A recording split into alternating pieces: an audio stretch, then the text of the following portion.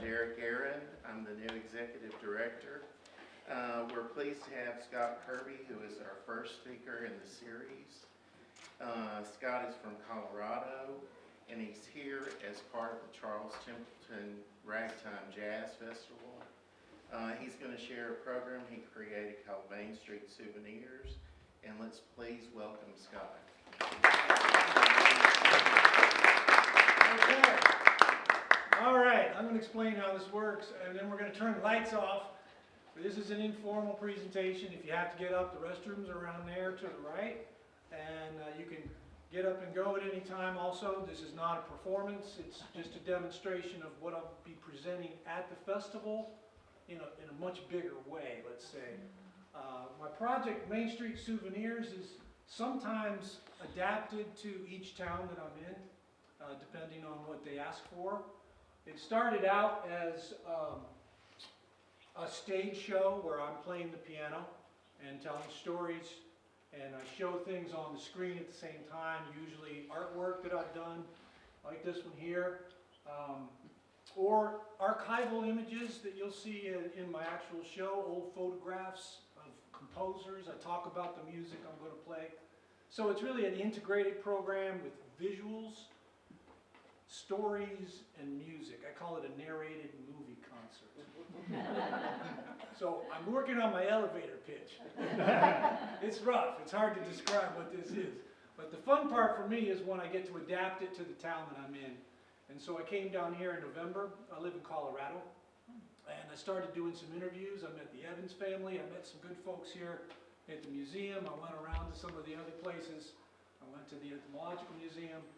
Got some good interviews, got some good material, also took some pictures from which I could then do some paintings, which I'm going to show you later.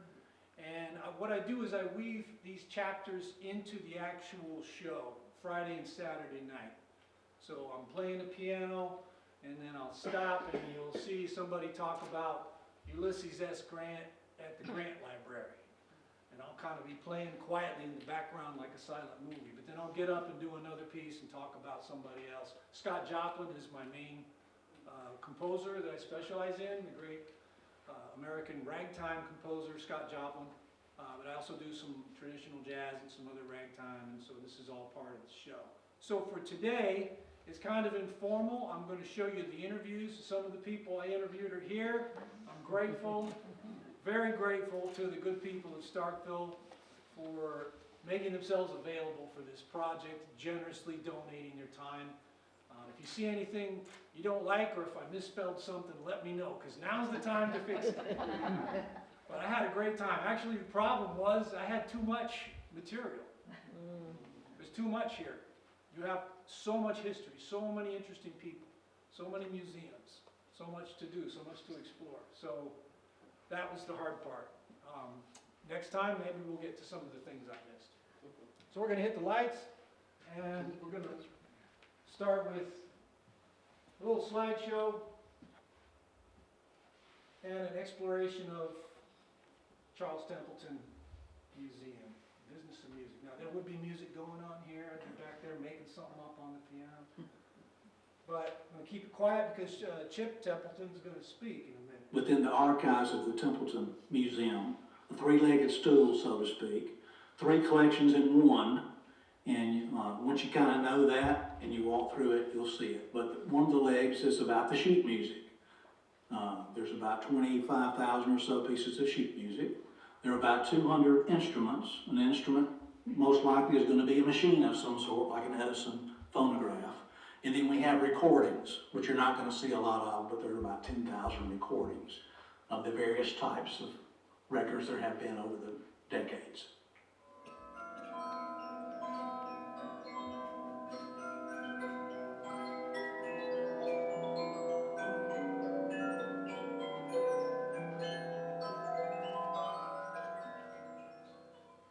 Well, when Edison invented the phonograph, I believe it was in 1877, his idea was the cylinder, sort of like the empty toilet paper roll.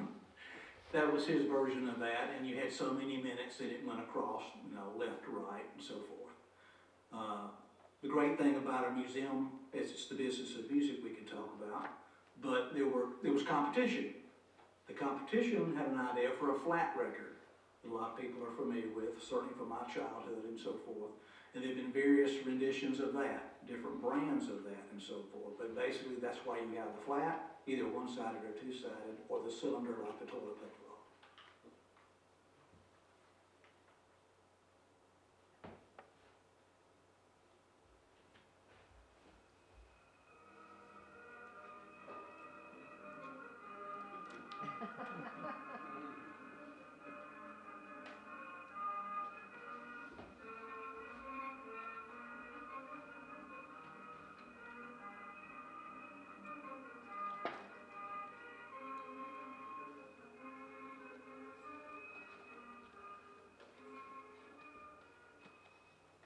Dad was intrigued with the history of the American popular music.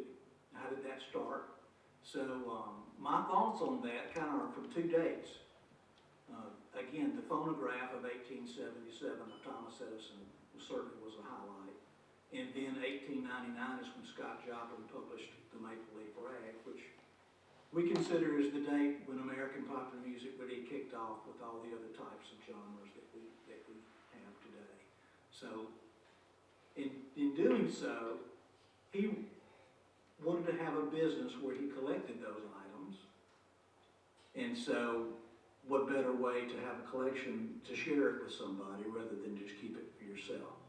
So Mother and Dad gave the collection, and we've reserved the right to add to it from time to time, of which we've done, and my wife and I have done, and so we want to continue doing that.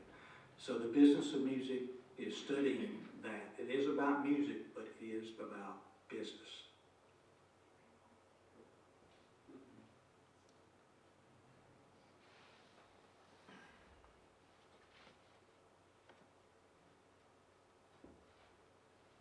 Johnny Cash performed at Mississippi State on several occasions. On one of the occasions, he got put in jail after the concert and after he had attended a social event, a social party with some community guys and some students at Mississippi State. And while he was went back to his hotel after it was over with, he was walking down Highway 182 now. It was 82 back in those days, but it's now 182.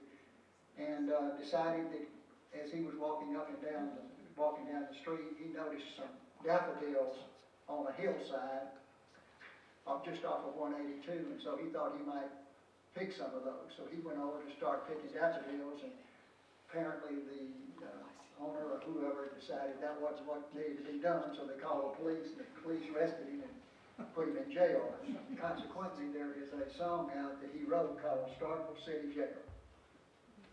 And it's a shame, it was an awful song. World famous. It didn't sound too good. I was walking down the street, I may sing that for you a little bit later on. I was walking down the street, going to get me some cigarettes or something, about 2 o'clock in the morning after the show, I think it was. Anyway, I reached down and picked a dandelion here and a daisy there, so I went along, and this car pulls up. I said, "Get it the hell in here, boy, what are you doing?" So I was just picking flowers. Dr. Featherston, John Featherston Eckford, we call him Dr. Fetty, was really the only doctor in this county for a long, long time. I think he graduated from medical school in the 30s. But he had an office downtown, and it was just a clinic. But, I mean, children were born in that clinic. And this exhibit we have here literally is from the interior of that office building. And I remember my father came to this town as a young man to be the medical director on campus at Mississippi State. This was in 1948. But Dr. Eckford and my father were probably the most up-to-date physicians in the area. My father loved being a doctor. John Christopher Longest. When I was a freshman, and 3 of us roomed together in one room, and they were a lot of 3-person rooms, and And none of us were in engineering, so we have a lot of partying and not a lot of studying. And so people would gather in our room there, and we'd play cards and everything. And one night we were there, maybe a lot of people in the room. All of a sudden there was a knock on the door. Tick, tick, tick. We go to the door, there are these two behemoths there. Young men, probably in their late 20s. They said, "We are veterans. We're here to get an education. We room right down below you. If y'all don't shut up, we're gonna come up here and beat the living hell out of you." But we said, as soon as they left, "Y'all get out of here. You know you're endangering our lives. You get out of here.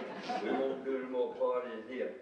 The next day, we were laying, the three of us, on our three separate bunks. We're laying there feeling sorry for ourselves because so much of our fun was going to be over. But all of a sudden, this guy that lived above us, something good had happened to him, and he came into the room, and he was tap dancing around the room, kind of celebrating whatever good thing had happened to him. We said, "Stop that, fool, stop, stop." He tapped down around the room and then out and up the stairs. In a few minutes, bump, bump. Here come the behemoths. Feel like dancing today, dude. Oh boy, we grovelled and begged and cried and pleaded, and they went on. But there were things like that and what happened in Old Main all the time. When I started first grade at Starkville public schools, my mother and daddy would ask me every night at supper to tell what had happened in school and what I had learned that day. So this was near the beginning of the school year, and I told him, I said, "Well, the music teacher came to our class today, and we would have a 30 or 40-minute music time once a week with the music teacher." And so Daddy asked me, he said, "Well, what were y'all singing today?" And I said, "Well, she wanted to be sure we knew the words to the Star Spangled Banner." And so we sang that. And Daddy said, "Well, did you do okay?" I said, "I did, but she left off the last line." And he said, "What do you mean?" And I said, "Well, she didn't say, 'Go to hell, Ole Miss.'" I'm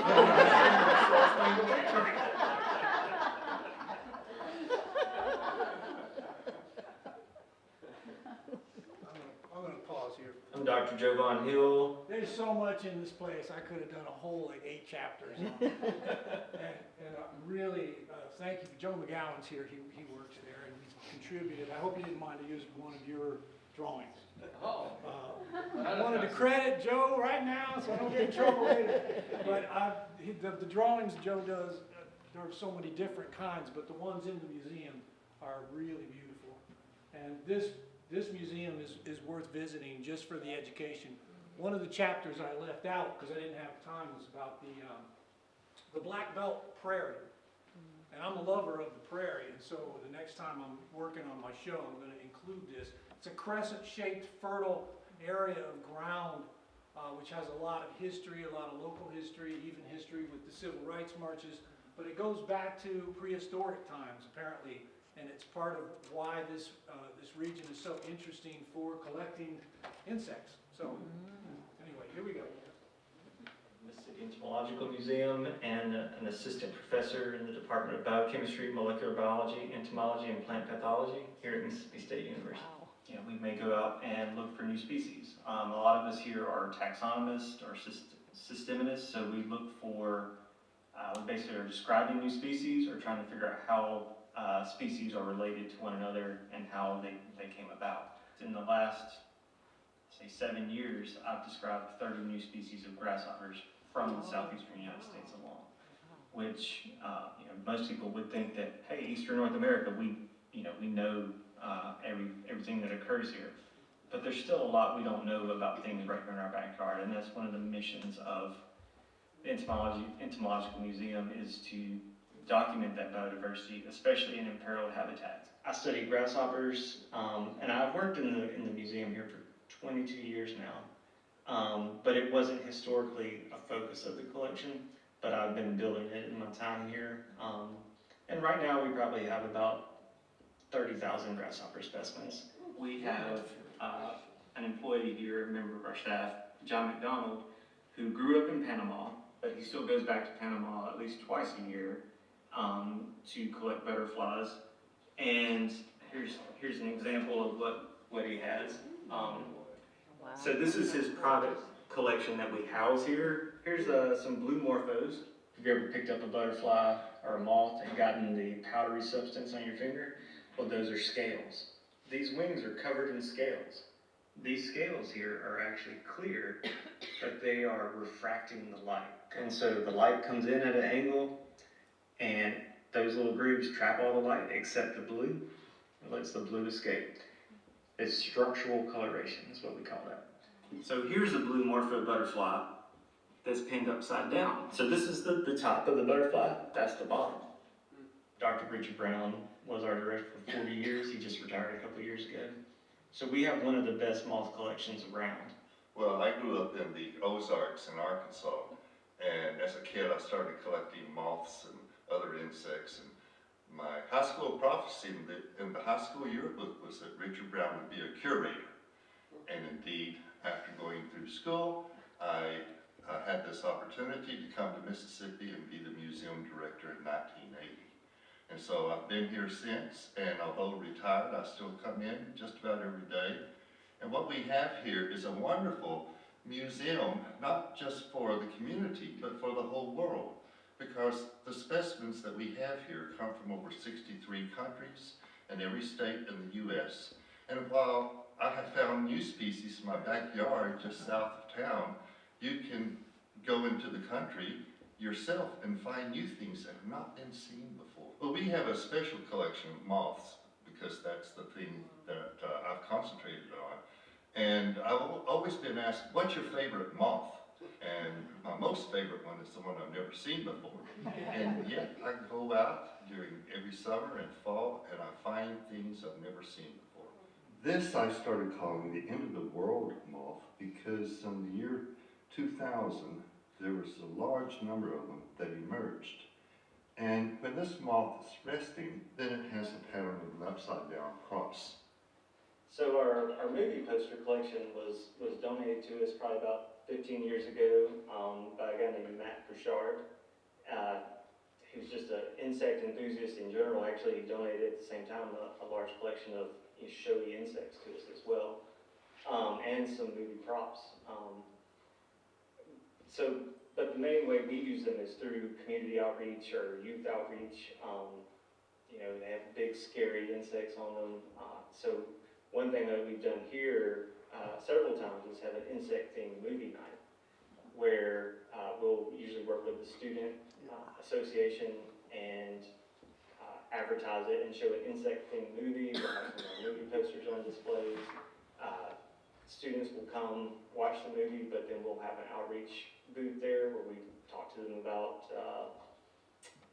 invasive species, how things get transported around, insect biodiversity, and we may actually, alongside our movie posters, we may have some live tarantulas, scorpions, other things like that that typically show up in those insect movie posters.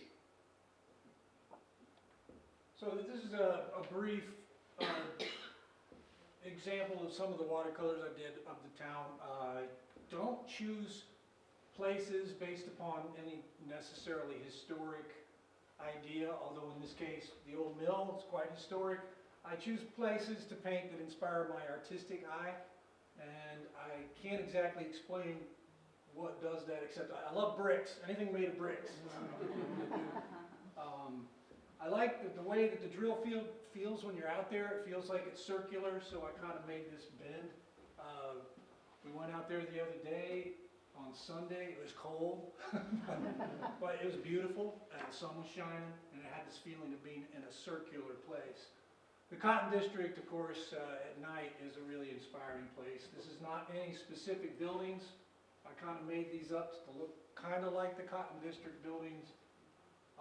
And I love lights coming out of windows at night. You'll see a lot of that in my paintings. There's another version with a different color scheme. I started painting at the age of 40, so I don't have a real background in art. I'm still experimenting, but color is real important to me. And I do a lot of nighttime stuff. Now, after I heard the stories of Old Main, which you're going to hear in a minute, I became fascinated with Old Main and hearing the stories about when it burned down. So I did this painting More or less, structurally, this is how it looks. I did add and take away a lot of stuff, but, you know, with watercolor, it's transparent medium, so you have to paint around all the windows. You can't actually paint the windows in. This is Georgia Blue restaurant. I love this building, and I love bricks, so I decided to give it a go, and that's what I came up with. So those are the 6 paintings of Starkville that I did just for my own amusement. One of them has been donated to the festival. Oh, here's Lala. There he is. 3 visits with Lala. He was very generous with his time. We've been to his place 3 times, and once back in November. It was raining, so I went there a couple days ago and got some pictures in the sunshine and some more good stuff. The Museum of Love.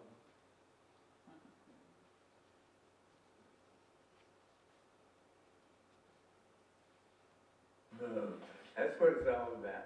And my story is more or less is trying to give expression to people, expressions of love, and how we did love, you see. Where does the name Lala come from? Nobody really knows, you know. But I can tell you when I got a little older, it was ooh la la. I can tell you where that comes from. And she took the fun out of that and made a good man out of it. Oh, beautiful. Yeah, we had talked about building this building before she passed, because we had so many pictures, you know. We need a place to put all these pictures in memory of ourselves. And so she passed, and I said, well, I'm gonna do it anyway. The pictures come from everywhere? Everywhere, all walks of life, all people. Lots of family? Like families, everybody. Yeah. Just love people, period, you see. This right here was our first home. We got married at 18, and we moved into our little house. And our little house had 1 room and a kitchen and an outdoor toilet. And we raised our own chickens back in them days, you know. If you had a hog, you could raise a hog, you know. So that's it. Who drew that? My nephew. What's his name? Chris Nash. Now you see down there, a 78, 33, 8-track, cassette, 45, CD. Which one was your era? The first black male man in this town. This is me in my postal uniform. I went out on campus and drove shell bus for 15 years. And then I had 2 years active and 38 in the reserve for the part of your military career. Go. Da-da, da-da, da-da, da-da, da-da, da-da.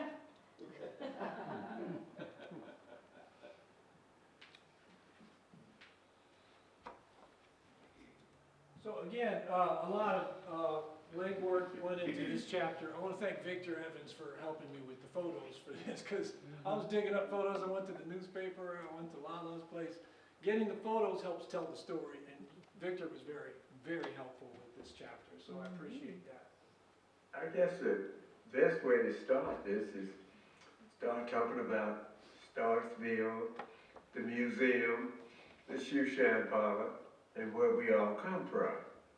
My daddy, he was a pioneer, and he started his own band and taught himself how to play the saxophone and the clarinet. And shortly after that, he taught all of the kids how to play an instrument. And the name of his band was George Evans and the Crusaders. He started the shoe shine parlor with 1 chair and ended up with 15. And the interesting part about that was during the segregated years, you see, we had to have the white up front and the black in the back. In our own business, you know, I had one of the kids in later years said, well, it was y'all's business. Why did you have to have the white in the front and the black in the back? I said, well, simple. we had to eat. If we had tried to do it any other way, we would have had no business, you see. And doing the 40s, the 50s, the 60s, and he had taught over 500 boys how to shine shoes. And people today, I talked to some people last week, they said that shine polish wasn't just a shoe shine polish. It was an image of young black men learning how to use their hands and make a living. And we had kids from that shine polish to move out and walk into all walks of life, you know.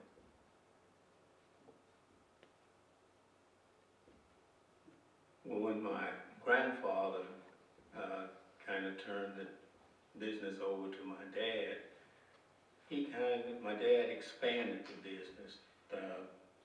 We not only shined shoes, we also did leather coats or leather skirts, any leather goods, and we would dye leather as well. He would get shoes in, quite a bit of shoes he'd get for like weddings. Women would bring in shoes to get them dyed so that all their bridesmaids and everybody's shoes matched. And we got shoes in. I can remember one time he did shoes for the cheerleaders at Mississippi State, dyeing the shoes maroon and white. My father always, he also was, had to work with boys. He used to tell, we just don't teach them how to shine shoes, we teach them how to be young men. So most parents didn't have a problem, and one way he disciplined, if you got doing something you shouldn't do, you had to do push-ups. And if you didn't do push-ups, there was a parking lot across from the shine parlor. You'd have to run laps around the parking lot. And my father always had lessons to teach young men. I can always remember one young man was, because a lot of the boys worked there, they had single parents, their mothers. And my father was all about respect. And one thing got on his skin, if you disrespect your mother. And he had a problem. One kid got on the phone in front of my father and he was talking disrespectful to his mother. And so he had a good lesson after he got off the telephone. He would never want to hear him talk to his mother that way again. Over the years, a number would come back and talk to him about if it hadn't been for him and his discipline, and because a lot of them would say, I'll just go home and quit. Well, their mother would bring them right back up. And not only did they have to bring them back, they had to apologize and then go back to work. So, you know, they all learned from that these were the things you had to do to be able to work and survive in the world and make a living and do a good job of it.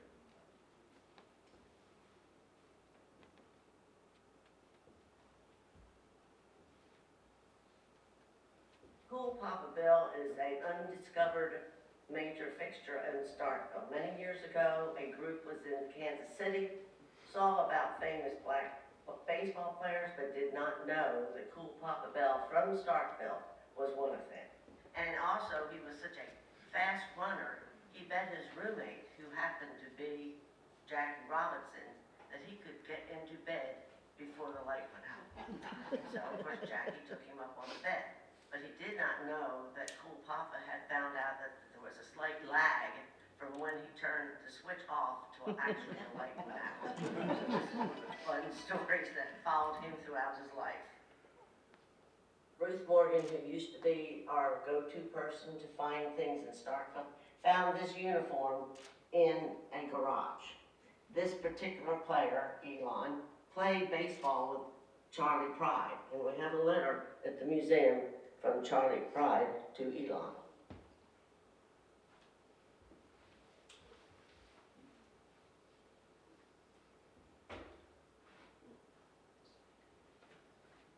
I lived on Blackjack Road, which faced the campus.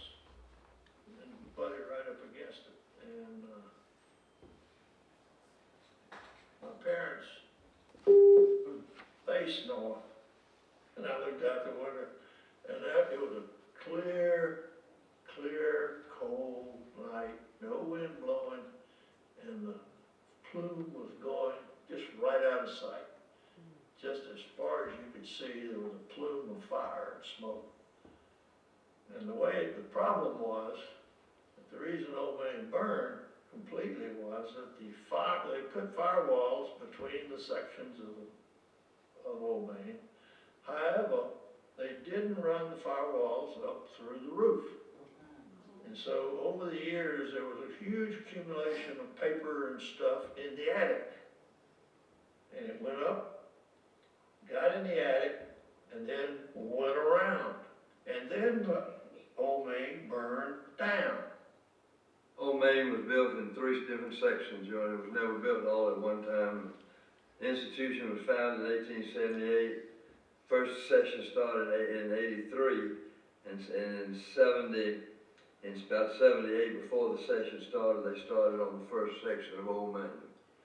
And then that was the one for a long time, the one section, but when school started in 1883, the first session, Old Main wasn't ready, and all the students stayed and people in Starkville for some period of time till Old Main got finished.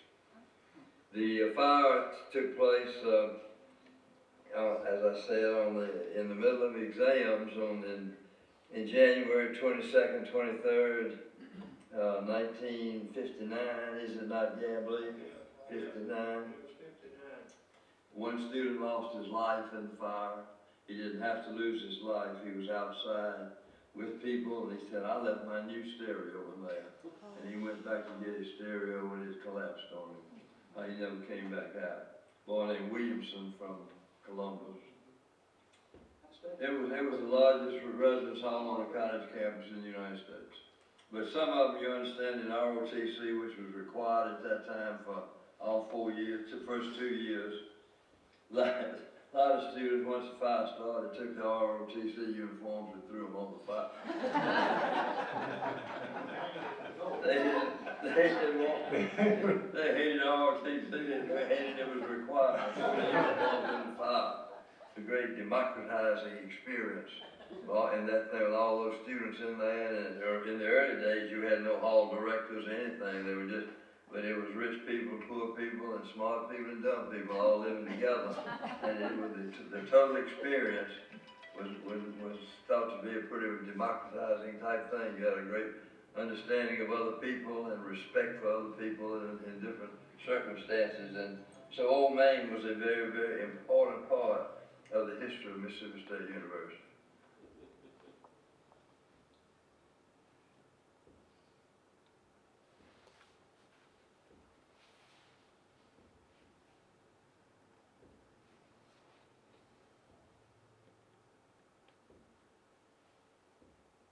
The surrender at Appomattox in 1865 is one of those moments where, you know, Grant allows Confederate officers to keep their horses, and, you know, orders for some of the Confederate men who are starving at this point, who have no shoes, to be fed and to be treated humanely. And so I think part of that respect for Grant, even from the Confederates, comes from his humanity. His ability to treat people like people. Grant's the first American president to make the rights of African Americans central to his agenda. And so Grant makes it his main focus. He says it in his inaugural address, that the ratification of the 15th Amendment and the enforcement of the 14th and 15th Amendments is the central point of his agenda. But when it comes to African American rights in the South, Grant's desire is to make sure that all African American men who have the right to vote, and it's only men in the 19th century, are able to vote safely and freely. And many state legislatures in the South become African American majority legislatures. They have African Americans who are elected or appointed lieutenant governors, governor of Louisiana, and then United States Senator from the state of Mississippi, Hiram Revels, the first African American in the Senate, Blanche K. Bruce, the second, both from Mississippi, as well as many members of Congress who came from southern states. Mark Twain is one of the people that helps convince him to pen these memoirs, and he markets the memoirs for him. Grant completes the memoirs 3 days before he passes, and they're a smashing success, right? Like these things sell very quickly, and the first check that his family receives, they go from being completely broke, because again, this is one of the reasons why he's writing his memoirs, is because the Grant family has no money at this point. They've lost it all on a bad business deal. Is for roughly $450,000, which in today's money is over $10 million bucks. The reason why the memoirs are such a huge success again is because Grant, he was never really a man of pomp and circumstance. He was common, if you will, right? He was the son of a tanner and a farmer. He writes these great memoirs. They're incredibly accessible. They're easy to read. It appeals to a wide range of people, and they're a great, sort of example of leadership. And he's thorough, and he's relatively accurate for a man later in life who's dying from cancer. They're considered one of the best works of nonfiction American literature. A lot of former presidents cite the Grant memoirs as a model for their own memoirs.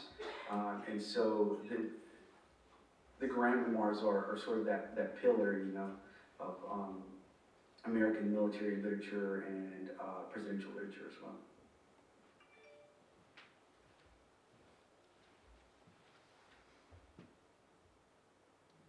So this is a slideshow of photos I took around town.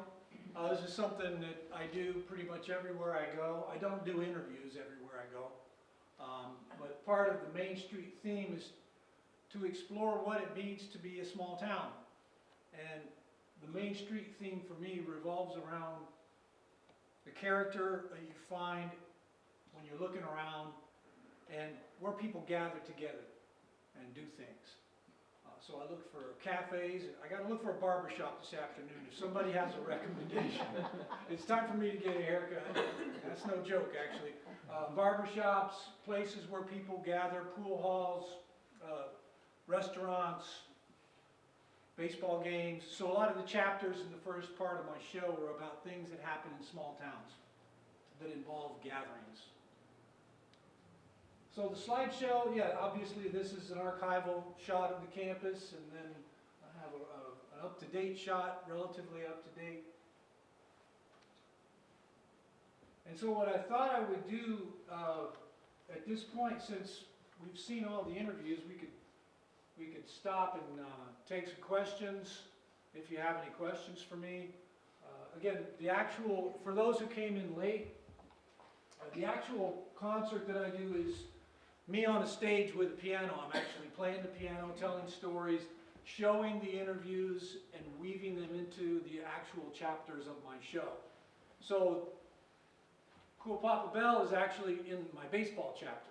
I have a chapter all about baseball. And I have a chapter about concerts in the park. I have a chapter about singing songs around the piano. So I'll play you that one. And, again, there won't be any music to it, but it'll give you a taste of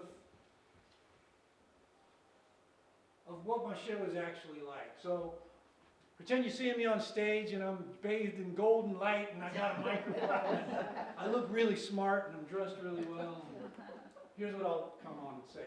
In 1906, John Philip Sousa wrote an article called The Menace of Mechanical Music, in which he predicted the death of the amateur musician, claiming the new inventions of the phonograph and the player piano would eventually replace real musicians.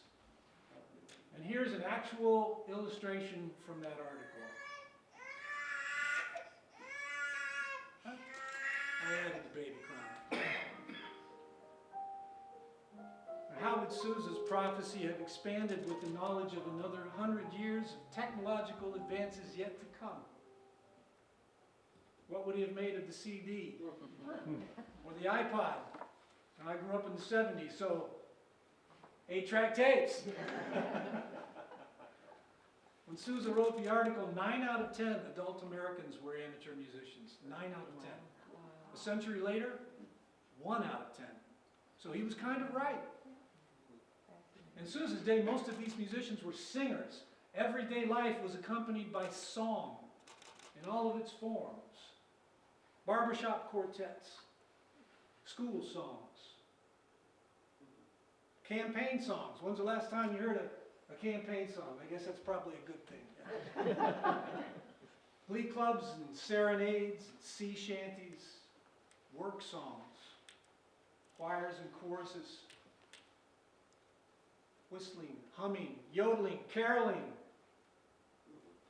The home entertainment system back then was the piano. Gathering around it was the favorite leisure activity, with hope maybe once more.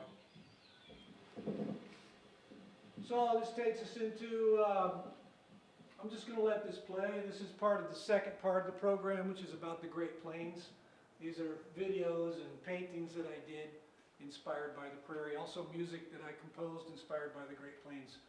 Primarily the High Plains is my source of inspiration. And so the second part of the show is about the plains. The first part is about Main Street, and then the Starkville part, and it's all weaved together into one show. Friday night, 7 p.m. in Lee Hall. Saturday night is the second part. Again, 7 p.m. in Lee Hall. This is part of the Templeton Ragtime and Jazz Festival. This is why I'm here, the Charles Templeton Festival. And I'm really, really grateful to everybody that came today and everybody that participated in the interviews that made this a lot of fun for me, and hopefully a revelation for some of the people coming, because people do come to this festival from all over the country. And part of the joy of my program is not just reflecting back to the community what's in the community, but reflecting back to everybody, wherever I go, what's in the community. So I'm just going to let this run. It's got some of my paintings coming up. There would be music accompanying this. Anybody have any questions for me about this? Yes, ma'am. Do you have sessions during the day on Friday and or Saturday, or are you just playing at concerts? Only one. I will be playing just solo piano Friday morning, I think, and it's 20 minutes, so it's a very different presentation. Most of my work for the past few months preparing for this show has been the big presentation, which involves all the whole package. And again, it's happening in two parts. The Friday show and the Saturday show are completely different. I had so much material, as you can see. I usually don't do this much video and interview material for the show, but I was really happy to in this case because there was so much stuff. Anybody else? Yes. This is not a well, maybe it's a question. Has anyone from the museum told you the story about the piano and the Montgomery House and the Confederate boys and writing a song for the girls and the girls writing?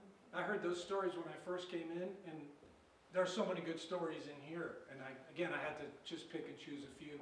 That's a square grand. It's a piano that was popular in the mid-19th century. And we were talking about why it doesn't work. My answer to that question was primarily because it's not worth fixing.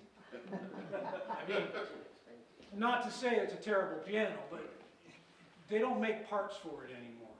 And you'd have to hire somebody that can custom make parts, and even if they made it as good as it can be, it still wouldn't sound that great, because they weren't that great at pianos. They look beautiful, and you're really lucky to have it in here. So, anybody else?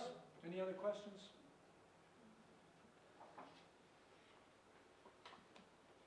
Well, that's pretty much what I've got for today. I've got a few business cards up. Yes, sir. Can you talk about your painting process? My painting process. We'll turn the lights off and I'll talk about it, I guess. As I said before, I don't have any training, so I'm kind of trying to achieve what I see in my mind when I paint, and I'm inspired by the Great Plains, the High Plains primarily. What I find beautiful is not always what I like to paint. In other words, I love looking at the mountains, but I don't paint mountains. I love looking at the ocean, but I don't paint the ocean. It's something about the land of the Great Plains and the High Plains and how the open space and the little tiny bits of habitation combine. The idea of having structure and open space together is part of what's intriguing to me. So I paint with watercolor. If you've ever used watercolor, you know it's a transparent medium, which means you can't put a light color on top of a dark color. You have to start with the light and paint backwards. It's very strange. I wonder if you could identify that Native American village, or the photo that was shown up there, exactly where? Oh, that is. that's a Lakota village, and I don't think it's, the thing about the Lakota tribe is they were constantly moving around. And one of the magical things about their movement was that they didn't leave any trace behind. They would move on to a new place, and you couldn't, other than the circles where they would burn stuff, you didn't know they were there. So yeah, that was a photo, an archival photo that there's a whole explanation of that I would be doing on the stage about the history of the Great Plains and how we perceive the plains and how it helps to slow down our senses when we're looking at the empty space. Like the desert, it looks empty, but it's really not. There's lots of life in it. So, yeah. I had a question about your paintings. They're all really curved. You know, do you see things in a strange way? Should I avoid you on the highway? Yeah, I guess we should have the lights on for this. So you can trust me a little more.